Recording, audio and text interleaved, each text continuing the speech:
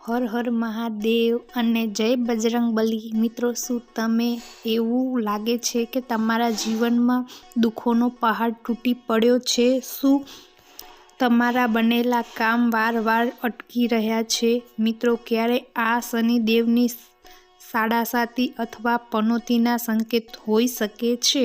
પણ ગભરાશો નહીં, જરૂર નથી, કારણ કે જેના માથા પર હનુમાનજીનો હાથ હોય તેનું શનિદેવ પણ કંઈ બગાડી શકતા નથી। આજે આપણે શિવભા ઓફિશિયલમાં જાણીશું હનુમાનજી અને શનિદેવના એવા ચમત્કારી રહસ્યો જે તમારા જીવનમાં તમામ કષ્ટો દૂર કરી શકે છે।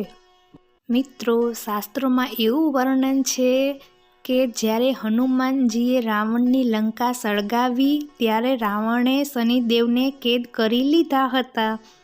હનુમાનજીએ શનિદેવને કેદમાંથી મુક્ત કરાવ્યા અને ત્યારથી શનિદેવે વચન આપ્યું હતું કે જે ભક્ત હનુમાનની ભક્તિ કરશે તેના પર શનિદેવ ક્યારેય પ્રકોપ નહીં કરે।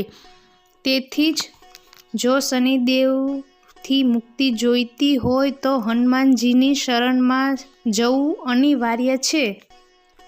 હવે આપણે એ અચૂક ઉપાય વિશે વાત કરીએ જે આ શનિવારે અચૂક કરવા જોઈએ। સૌ પહેલા ઉપાય, શનિવારે સાંજે સરસોના તેલનો દીવો કરી હનુમાનજીના મંદિરે જાઓ અને ત્યાં બેસીને હનુમાન ચાલીસાના 3 પાઠ કરો।